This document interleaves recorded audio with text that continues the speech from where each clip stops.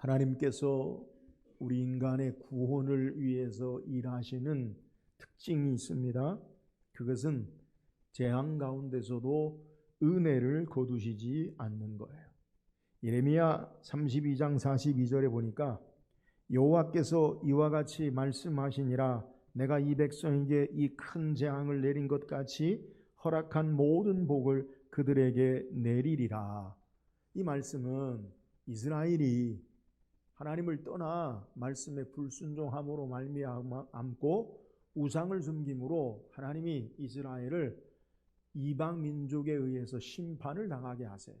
나라가 망하는, 그리고 포로된 생활의 절망의 상황 가운데서도 하나님이 그들에게 소망의 말씀을 전하는 것은 하나님이 그들에게 재앙을 내린 것처럼 다시 그들에게 하나님이 말씀한 복을 주시겠다라고 말씀하는 거예요. 재앙을 내림같이 복을 내리신다. 우리가 믿고 의지하는 하나님은 어떤 분이시냐? 화를 바꾸어서 복이 되게 하시는 하나님 되심을 우리에게 소개해요. 요셉은 그의 형제들에게 고백하기를, 창세기 50장 20절에 당신들은 나를 해하려 하였으나 하나님은 그것을 선으로 바꾸사 오늘과 같이 많은 백성의 생명을 구원하시려 하였나니. 악한 것을, 상함을, 해함을 바꾸어서 하나님은 선으로 바꾸시되, 왜 선으로 바꾸시냐? 생명의 구원의 역사를 위해서 일하시는 것을 우리에게 소개하는 거예요. 화가 변하여 복이 되게 하시는 것, 하나님이 구원하시는, 일하시는 역사의 특징임을 성경이 우리에게 소개하는 거예요. 오늘 우리가 함께 읽은 성경의 본문의 내용은 온 인류의 가장 비극적인 역사인 하나님의 심판 가운데, 하나님의 축복 가운데, 하나님의 생명 가운데 그들이 쫓겨나는 모습을 우리에게 소개해요. 우리가 지난주에 이어서 계속 말씀이 연결된 말씀으로 아담과 하와가 사탄의 유혹으로 말미암아 범죄한 이후에 그들이 타락하고 하나님 앞에 심판의 역사를 우리에게 소개하죠. 뱀에게 하나님이 저주하시고 또 여자에게 아이를 낳는 고통을 그에게 하나님이 심판을 선포하시고, 또 여자는 남편을 사모하고 남편은 여자를 다스리고, 아담은 수고하여야 먹을 것이고, 또 땅은 저주를 받아서 엉겅퀴와 가시 열매를 램으로 말미암아 수고의 고통이 심하는 것을 우리에게 소개하며, 그리고 죽음에 이르는 절망의 파멸을 우리에게 소개해. 모든 것이 절망적인 불순종의 죄의 결과로 말미암는 모습 가운데 놀랍게 하나님의 소망의 은혜의 역사를 성경에서 우리에게 동시에 소개해요. 우리가 지난주에 창세기 3장 15절을 통해서 온 인류를 향한 하나님의 소망의 메시지, 오리지널 복음, 오리긴 복음, 원 복음의 모습을 우리가 말씀을 묵상해 봤어요. 여자의 후손으로 말미암아 하나님이 사탄의 머리를 상하게 하신다. 사탄은 하나님의 창조의 질서를 깨뜨리고, 그리고 인간을 타락과 불순종으로 말미암아 죄와 사망의 파멸에 이르게 하는 역사 가운데 인간이 심판받지만, 하나님은 그 아담의 후손으로 말미암은 죄의 연결고리와 죽음에 이르는 고리를 끊으시고 여자의 후손을 통해 다시 새롭게 소망의 역사로 사탄의 죽음의 권세를 깨뜨리고 하나님의 구원의 역사를 우리에게 선포하는 것을 우리가 말씀 묵상했어요. 진노 중에서도 긍휼을 베푸시는 여호와 하나님의 역사를 우리에게 증거하는 거예요. 오늘 계속되는 말씀을 통해 하나님의 심판과 진노 가운데서 은혜와 긍휼하심이 우리에게 어떻게 드러나는지를 우리가 묵상하고, 참된 하나님의 은혜를 소망하며 신앙하는 저와 여러분 되기를 주의 이름으로 축원합니다. 그렇다면 이 절망 가운데 하나님께서 말씀하시는 소망의 은혜가 무엇입니까? 오늘 20절 먼저 한번 읽읍시다. 20절입니다. 시작. 아담이 그의 아내 이름을 하와라 불렀으니 그는 모든 산자의 어머니가 됨이더라.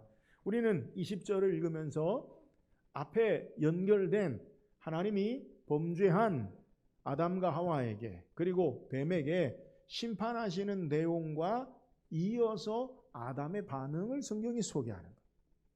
아담이 지금 어떤 하나님의 심판의 역사를 그가 선고받았습니까?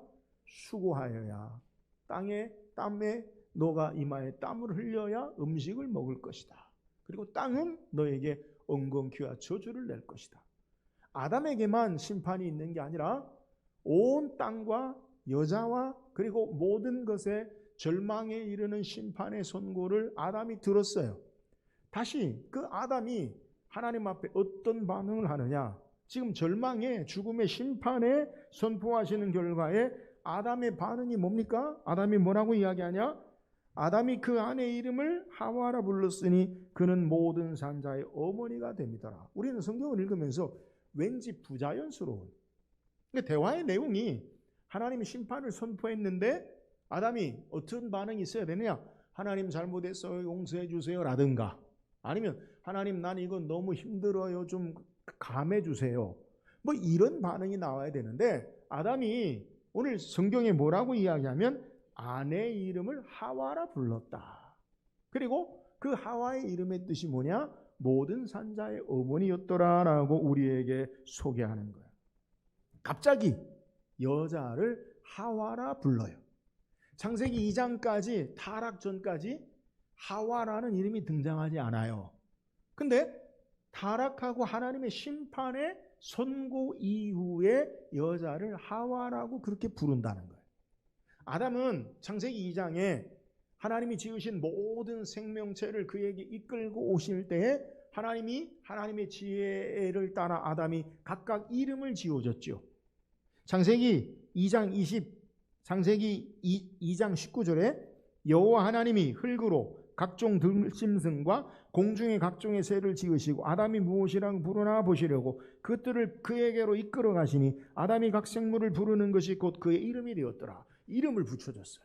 그러니까 모든 생물과 동물에게 이름을 붙여줬어요. 하나님의 지혜로 행한 거예요. 타락 전의 모습이.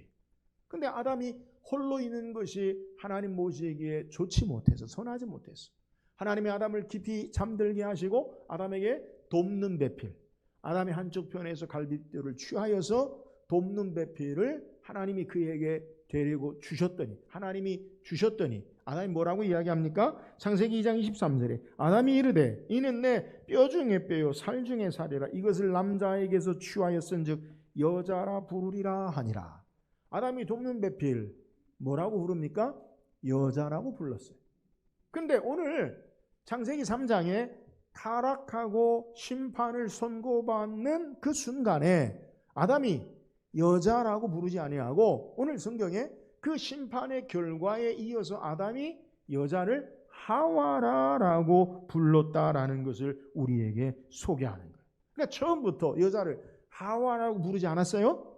하와라고 부른 것은 하나님의 심판의 선고를 듣고 난 이후에 여자를 하와로 불렀다라는 것을 성경이 우리에게 소개하는 거예요. 그렇다면 왜 아담이 여자를 하와라고 부른 것입니까?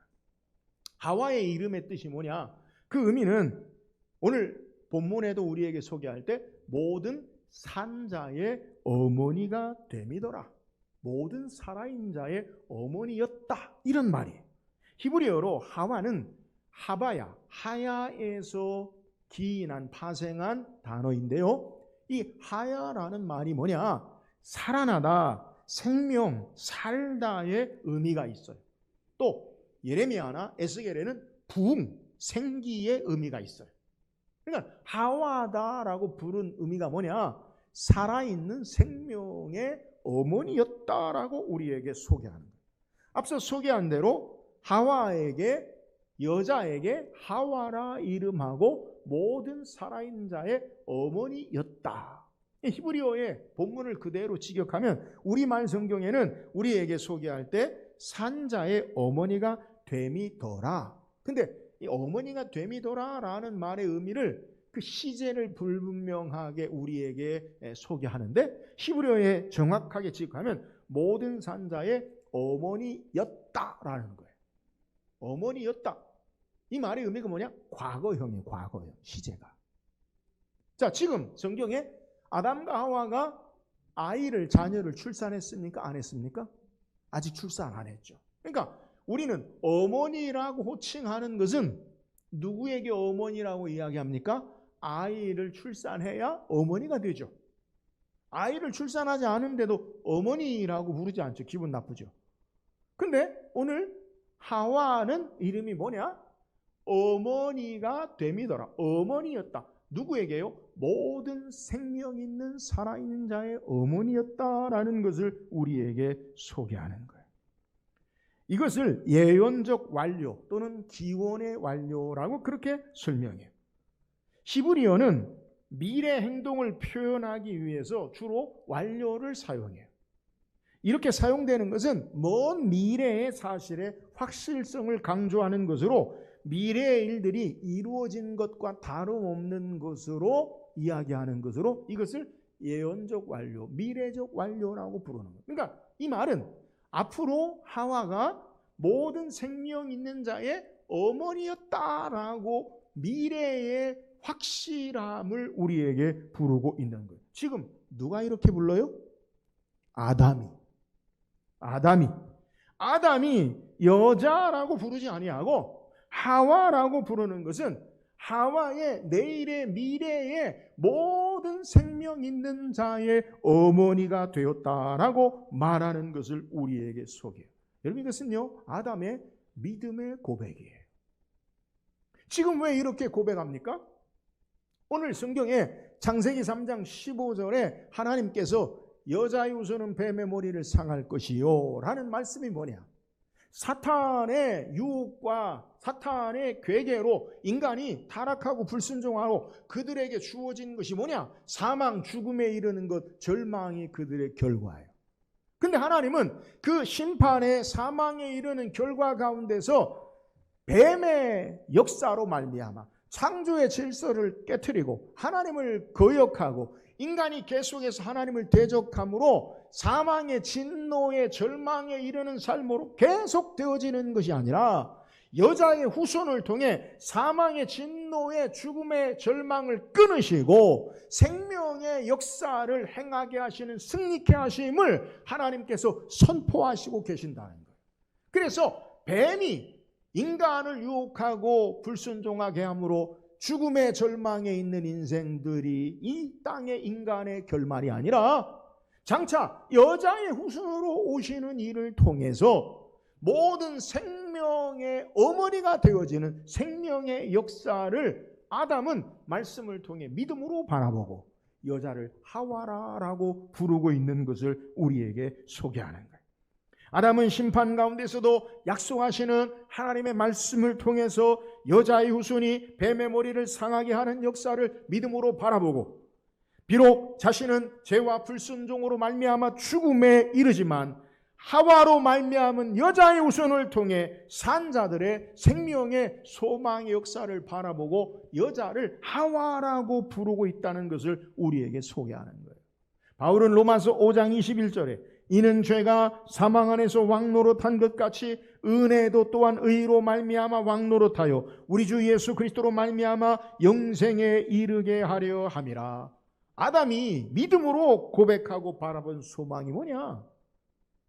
아담과 하와를 통해 온 인류가 멸망의 사탄의 지배 아래 죽음에 이르는 것이 끝이 아니라 여자의 후손을 통해 생명의 소망을 바라보고 여자가 죽음의 어머니가 아니라 하와로 산자의 어머니였다라고 하와로 믿음으로 고백하고 부르고 있는 것을 우리에게 소개하는 거예요. 사랑하는 여러분, 여호와 하나님의 놀라운 계획은 죄와 사망 아래 온 인류를 두시고 끝장내는 것이 아니라 생명의 구원의 역사로 이끄심을 우리에게 소개하는 것이고 아담은 그것을 바라보고 여자를 하와다 모든 산자의 어머니였다라고 소개하는 거예요. 오늘 하나님의 놀라운 구원의 역사와 계획은 예수 안에서 생명을 주시는 것이에요. 예수 안에서 우리를 살리는 것을 우리에게 소개하고 있다라는 거예요. 사랑하는 여러분, 오늘 하나님께서 우리를 향한, 저와 여러분을 향한 계획이 무엇입니까?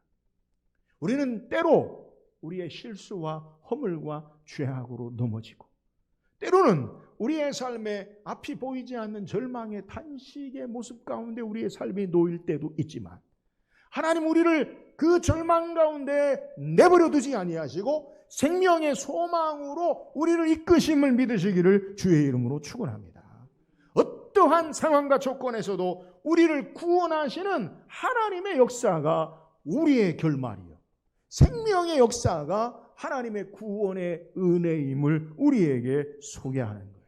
이 하나님의 놀라운 역사와 계획과 은혜를 바라보고 하나님께 소망을 두고 신앙하는 저와 여러분 되기를 주의 이름으로 축원합니다.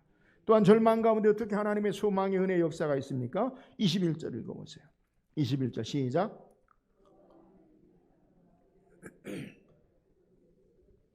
여호와 하나님이 아담과 그의 아내를 위하여 가죽옷을 지어 입히시니라. 자, 아담과 하와가 선악을 알게 하는 열매를 먹고 난 이후에 그들의 눈이 밝아져 하나님처럼 된 게 아니라 그들이 하나님이 안 됐어요. 그리고 도리어 부끄러움과 수치와 죄악된 인간임을 그들이 바라본 거예요. 그래서 전에부터 벌거벗었으나 부끄럽지 않았지만 죄와 탐욕의 눈으로 서로를 향해 그 부끄러움을 느껴서 그들이 행한 게 뭐냐? 무화과 나무 잎을 엮어서 치마로 삼았더라. 왜 옷을 입었습니까? 부끄러움을 가리기 위해서. 창세기 3장 7절에 우리에게 소개하는 것, 그것이 바로 그들이 처음 인간이 가죽옷이 아니라 무화과 나무 잎을 엮어서 그들이 만들어 입은 옷이 무화과 나무 잎이에요.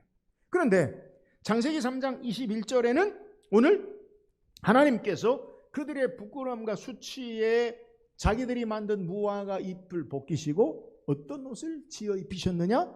가죽옷을 지어 입히심으로 그들의 부끄러움과 수치를 덮어주신 거예요. 그러니까 오늘날 학문적으로 의류, 옷이 인류에게 옷이 왜 만들어졌느냐? 우리의 따뜻함과 보호와 그런 의미다. 근데 성경은요, 그게 아니라 부끄러움을 가리는 정도예요. 옷의 의미가. 죄악된 것에 부끄러움을 가리는 거예요.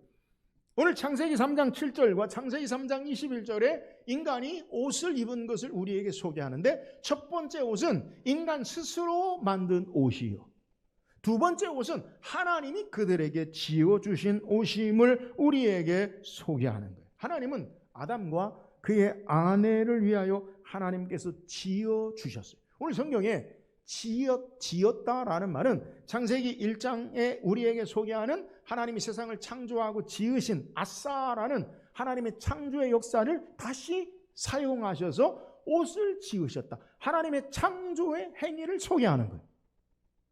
단순하게 그냥 옷을 우리식으로 바느질하거나 재봉틀에서 옷을 입힌 게 아니라 하나님의 창조의 능력의 행위로 우리에게 말씀하는 거예요. 여러분, 여기서 가죽옷을 지어 입혀 주셨는데 가죽이 어떻게 우리에게 옷이 될 수 있습니까? 그 가죽은요, 동물의 희생을 통해, 동물의 죽음을 통해, 피 흘림을 통해 그 가죽이 얻어질 수 있는 거예요.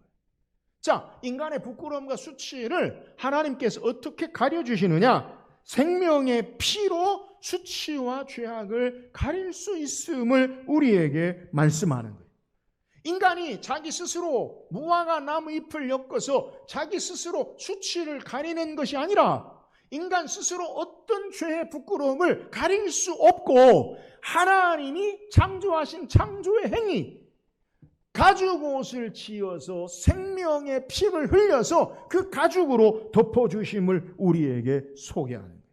아담과 하와가 할 수 없는 것을 여호와 하나님께서 행하셨어요. 에덴에서 가장 처음 죄악을 가리우는 방법이 뭐냐? 하나님이 창조의 행위로 희생을 통해, 피 흘림을 통해, 대속을 통해 가죽옷으로 죄와 수치와 부끄러움, 허물을 덮어주시는 모습을 우리에게 소개하는 거예요. 죄 있는 인생이 하나님 앞에 살 수 있는, 나아갈 수 있는 유일한 길이 뭐냐? 그것은 생명의 속전으로 나아갈 수 있는 거예요. 구약의 모든 제사의 제도의 원리가 바로 여기 있어요. 하나님 앞에 나아갈 때는 반드시 희생제사를 드려야 돼요. 여러분, 희생제사가 뭐예요? 생명을, 죽음을, 동물이나 생명을 희생함으로 피 흘리는 제사가 희생제사의 내용이에요. 죄 있는 인생이 여호와 하나님 앞에 나아가는 유일한 길은 바로 생명을 대신하는 것이에요. 그래서 양이나 소나 염소를 잡고 그 피를 가지고 하나님 앞에 나아가요. 그러나 짐승의 피가 인간의 죄를 영원히 대속할 수 없어요. 그래서 완전하고 흠없는 제물이 필요해요. 예수님이 이 땅에 오셔서 아담의 후손이 아니라 여자의 후손으로 죄 있는 인생이 아니라 죄 없으신 분으로 우리의 완전한 제물이 되어서 우리의 죄를 담당하시고 죽으심으로 완전한 속죄를 이루신 거예요. 그래서 예수님께서 세례 요한에게 세례를 받으시고 나오실 때 세례 요한은 예수님을 향해 뭐라고 이야기하느냐? 하나님의 성령의 감동으로 보라, 세상 죄를 지고 가는 하나님의 어린 양이시로다. 히브리서 기자는 히브리서 9장 12절에 염소와 송아지의 피로 하지 아니하고 오직 자기의 피로 영원한 속죄를 이루사 단번에 성소에 들어가셨느니라 라고 말씀하고, 히브리서 9장 28절에 이와 같이 그리스도도 많은 사람의 죄를 담당하시려고 단번에 들이신 바 되셨고 구원에 이르게 하기 위하여 죄와 상관없이 자기를 바라는 자들에게 두 번째 나타나시리라 라고 말씀하는 거예요. 사랑하는 여러분, 이것이 바로 하나님의 진노와 심판 가운데 은혜의 역사를 소개하는 거예요. 인간이 아담과 하와가 죄로 말미암아 절망과 심판을 선고하는 것으로 끝이 아니라 하나님은 그들에게 짐승의 피를 희생해서 가죽으로서로 그들의 죄를 덮어주심으로 말미암아 그들에게 하나님의 산자의 어머니가 되게 하시고 하나님의 은혜의 역사를 우리에게 소개하는 거예요. 사랑하는 여러분, 은혜가 죄를 이겨요. 은혜가 죄를 이긴다고요. 하나님의 은혜가 죄를 가리우시고 하나님의 은혜를 행하심으로 말미암아 그들을 살게 하시는 내용을 우리에게 소개해요. 인간의 의지와 인간의 행위로 자기 스스로 죄를 가릴 수 없어요. 인간이 만든 것으로, 인간의 공로와 의로, 무화과 나무 잎으로 죄를 가릴 수 없어요. 오직 그리스도의 희생의 피로, 오직 예수 그리스도의 피로 말미암아 그들의 죄가 가려져요. 이것이 바로 복음이에요. 하나님이 정하신 방법으로, 하나님의 은혜로 행하신 것만이 죄를 가리우신 거예요. 하나님의 새롭게 창조의 행위로 가죽옷을 지어 입히시는으로 말미암아 하나님이 정하신 방법, 하나님이 행하신 것으로 죄를 가리우시는 거지 인간의 것으로 죄가 가려지는 것이 아님을 우리에게 소개하는 거예요. 사랑하는 여러분, 하나님은 우리의 허물과 죄를 가죽옷으로 지어 입히셨던 모습처럼 대속의 은혜 앞에 살게 하시는 은혜로운 역사를 우리에게 소개해요. 오늘 하나님이 은혜로우신 대속의 피를, 그리스도를 말미암아 우리에게 살게 하시는 은혜 역사를 바라보고 저와 여러분이 하나님의 은혜를 소망하며 신앙하는 귀한 은혜가 있기를 주의 이름으로 축원합니다. 또 어떻게 절망 가운데 은혜가 있습니까? 22절에 보니까 여호와 하나님이 이르시되 보라, 이 사람이 선악을 아는 일에 우리 중 하나같이 되었으니 그가 그의 손을 들어 생명나무 열매도 따먹고 영생할까 하노라 하시고 라고 말씀해요. 얼핏 이 구절을 읽으면 하나님이 아담과 하와를 두려워해서 하나님처럼 같이 될까 봐 그래서 하나님이 에덴에서 쫓겨 보내신 것인가? 이렇게 착각할 수 있어요. 하나님이 아담을 경계하심으로 생명나무를 따먹고 영원히 하나님처럼 사는 것처럼 우리는 잘못 오해할 수 있다는 거예요. 그러나 본 구절은 그런 의미가 아니에요. 여호와 하나님이 말씀하시는 역사를 창세기 1장에 우리가 우리 형상을 따라 우리의 모양으로 사람을 만들자, 그 하나님의 역사가 창세기 3장에 다시 역사하시고 우리에게 소개하시는데요. 뭐라고 하나님이 말씀하냐? 아담을 표현할 때 이 사람이 선악을 아는 일에 우리 중 하나같이 되었으니 라는 표현은 아담이 하나님이 아는 수준의 모든 선과 악을 알았다? 아니에요. 그 근거가 뭡니까? 여러분, 창세기 3장 아담과 하와를 사탄이 유혹할 때 뭐라고 유혹했느냐? 선악을 알게 하는 열매를 먹으면 내 눈이 밝아져 너가 하나님처럼 되리라. 그렇게 이야기했어요.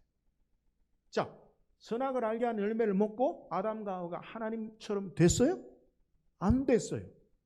근데 하나님처럼 됐다라는 의미가 뭐냐? 참된 하나님의 지혜에 하나님께 함께하는 선은 잃어버리고 하나님이 아시는 악의 한 부분을 그들이 깨달은 거예요. 동일한 말씀이에요. 우리 중 하나와 같이 되겠다. 생명나무를 먹고 영생할까 하노라라는 말씀의 의미가 뭐예요?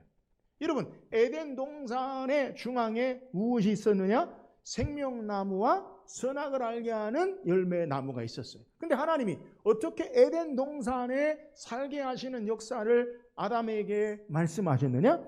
선악을 알게 하는 열매를 먹지 말라. 먹는 날에는 반드시 죽으리라. 그러면 그 에덴 동산에 살 수 있는 생명의 유일한 길은 하나님 말씀에 순종함으로 생명을 누리고 사는 거예요. 그런데 지금 타락한 아담과 하와가 악을 알고 타락한 이후에 생명나무의 열매를 먹으면 하나님 주시는 생명이 아니라 멸망하는 생명, 완전히 망하는 생명으로 되어지는 것을 하나님이 금하시는 모습으로 하나님이 말씀하시는 거예요. 여러분, 오늘 성경을 읽으면서 착각하지 말아야 할 것은 인간은요 하나님처럼 되지 않아요. 이 말은 하나님이 가지는 완전한 지혜와 지식과 능력과 권능을 우리가 가질 수 없다라는 거예요. 왜요? 인간은요 피조물이기 때문에. 하나님을 대리해서 하나님이 우리에게 은혜를 주셔서 하나님이 가지고 계신 것들의 일부분을 우리에게 주셔서 하나님의 형상으로 세상에 하나님의 대리자로 우리를 세우셨지만 우리가 결코 하나님이 이해하는 완전한 수준의 지혜와 선과 공의와 능력을 가질 수 없음을 깨달아야 된다는 거예요. 그래서 신학용어로요 하나님의 속성을 두 가지로 나누는데 하나는 공유적 속성과 하나는 비공유적 속성이라고 불러요. 이 말이 뭐냐? 하나님과 우리와의 동일하게 발견되는 그러한 성품이 있다는 거예요. 예를 들어 하나님의 사랑이 우리에게도 사랑으로 나타날 수 있어요. 그러나 우리는 하나님 사랑의 수준으로 그 사랑이 우리에게 있지 않아요. 하나님의 지혜를 우리도 지혜를 가져요. 그러나 하나님의 완전한 지혜가 우리에게 있지 않아요. 하나님만이 가지고 계시는 그 완전함에 우리가 이르지 못한다는 거예요. 그래서 오늘 본문에 착각하면 안 돼요.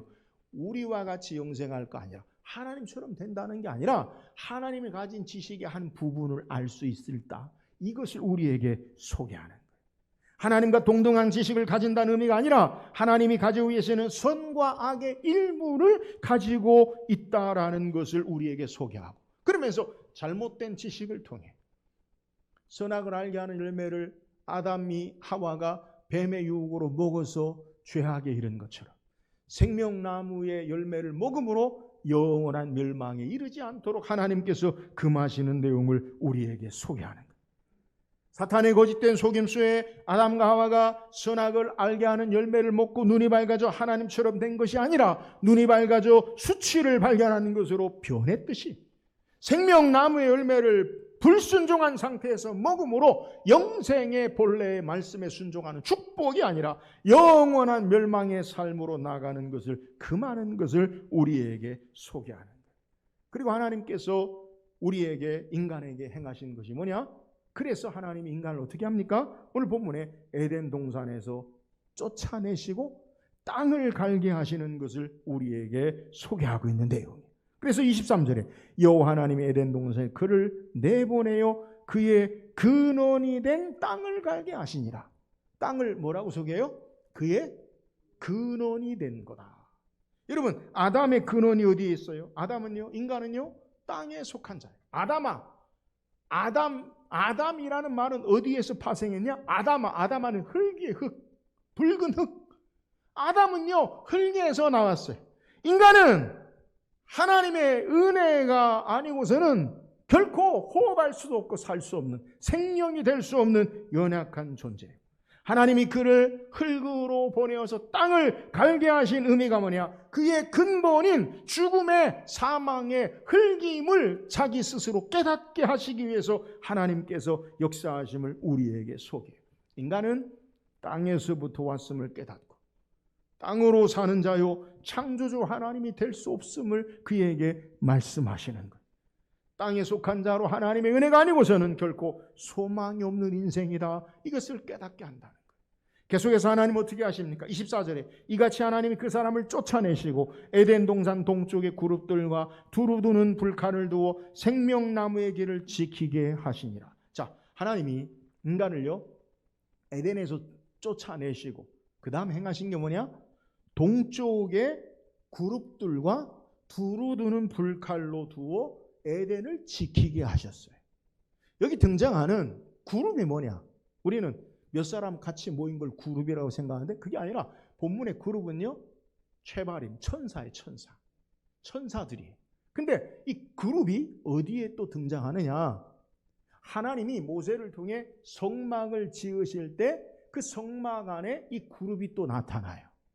자, 우리가 에덴을 말씀 묵상할 때 에덴이 뭐냐? 하나님 나라의 하늘의 원형, 하늘의 예배의 성소가 이 땅에 표현된 게 에덴이고 그 에덴이 다시 성막으로 성전으로 표현되고 그것이 다시 하나님 나라 계시록의 새 하늘과 새 땅으로 연결된다라는 것을 말씀을 드렸어요.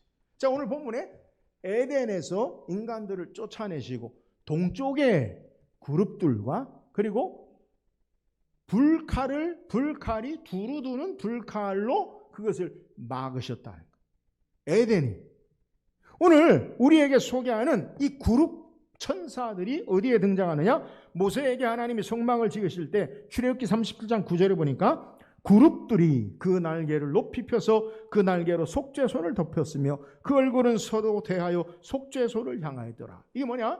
지성소에 하나님의 언약궤 위에 있는 덮개, 우린 그냥 덮개인데 덮개가 아니라 시온자, 하나님의 자리예요. 하나님의 좌소. 근데 이 하나님의 좌소에 뭐가 있냐? 양옆으로 그룹이 얼굴을 가리우고 그룹들이 있어요. 이게 뭐냐? 그룹들은요 쉐바림, 수호하는 천사, 지키는 천사.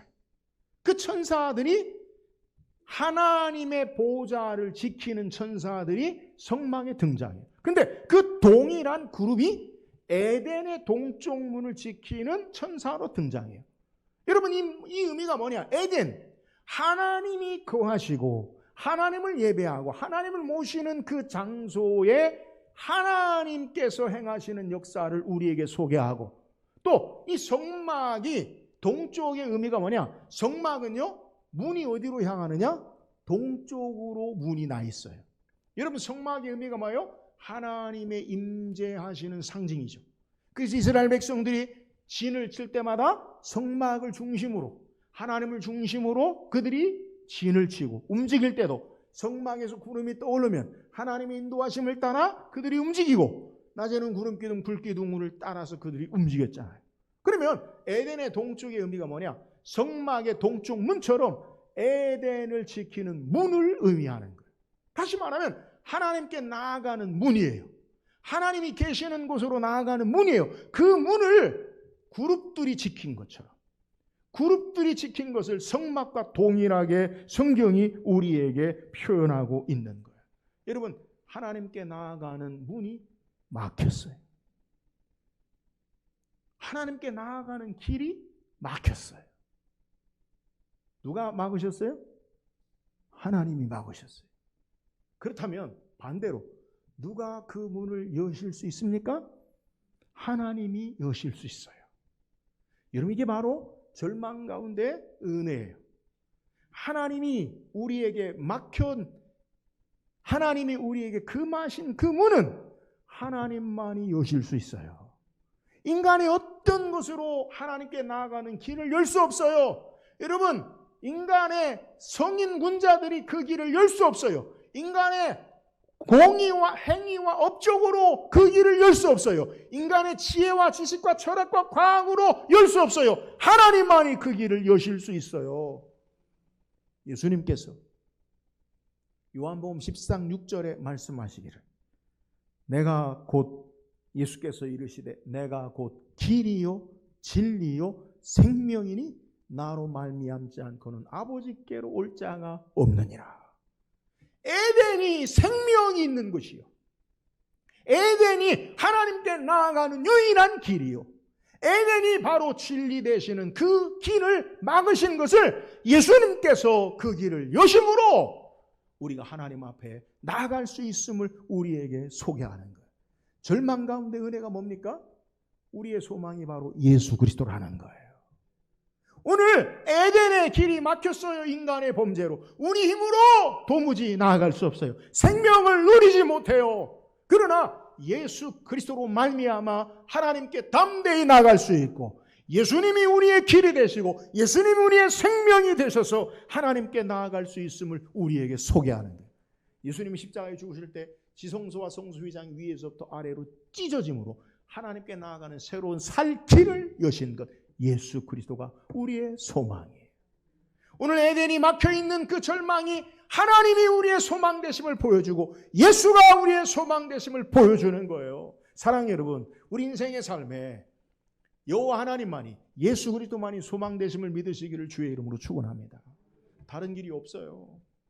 생명 얻는 길, 우리의 삶에 참된 하나님께 나아가는 길은 오직 예수예요. 우리의 삶의 참된 소망은 오직 예수 그리스도뿐임을 우리에게 소개하는 거예요. 예수님만이 우리의 소망 되심을 믿고 생명의 길에 담대히 나아가 주님과의 풍성한 생명의 계절을 누리고 하나님과 함께하는 은혜의 삶을 사는 저와 여러분 되기를 주의 이름으로 축원합니다. 오늘 성경 우리에게 절망 가운데 은혜의 소망의 역사를 우리에게 소개해요. 절망 가운데 하나님의 은혜의 역사가 뭡니까? 아담은 인류가 죽음과 절망의 심판 탄식 아래 있는 게 아니라 하와라 산자의 어머니가 된다. 하나님께서 사탄의 권세를 깨뜨리시고 여자의 우선으로 예수 그리스도께서 우리를 생명 얻게 하시는 소망을 바라보고 하와 산자의 어머니라고 그렇게 고백하는 거예요. 하나님 우리를 향하신 계획은 절망과 죽음이 아니라 생명의 소망임을 믿으시고 이 은혜 앞에 사는 저와 여러분 되기를 주의 이름으로 축원합니다. 오늘 우리에게 절망 가운데 소망이 되는 역사의 의미가 뭐예요? 오늘 성경에 하나님은 우리를 위해서 가죽옷을 지어 입으셨어요. 생명을 대신하는 속전으로 말미암아 예수 그리스도로 말미암아 은혜로 하나님 앞에 살게 하신 거예요. 사랑하는 여러분, 우리의 죄악에도 불구하고 죄를 은혜가 이기는 것을 소개해요. 하나님의 은혜가 우리를 죄악 가운데 승리케 하는 삶의 소망이 있어요. 예수 그리스도의 대속의 은혜로 우리가 하나님 앞에 나아갈 수 있음을 알고 날마다 이 은혜 앞에 예수 그리스도로 말미암아 은혜의 보좌 앞에 담대히 나가는 저와 여러분 되기를 주의 이름으로 축원합니다. 우리에게 절망 가운데 소망이 뭐예요? 하나님이 닫으신 그 문을 하나님께서 다시 여셨어요. 예수님이 우리의 길이 되시고 예수님이 우리의 생명이 되시고 예수님이 우리의 진리가 되셔서 하나님께 나아가는 길을 여셨어요. 우리의 완전한 절망 가운데 오직 예수님만이 소망이세요. 예수 그리스도로 말미암아 소망과 길 되시는 주의 은혜 앞에 사는 저와 여러분 되기를 주의 이름으로 축원합니다.